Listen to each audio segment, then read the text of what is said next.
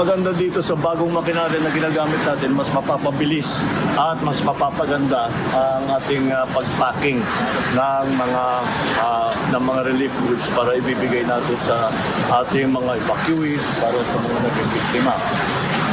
Ngayon ay tinatanong ko sa ating kalihim ng DSWD kung handa na tayo sa cruising, mukha namang ready na tayo.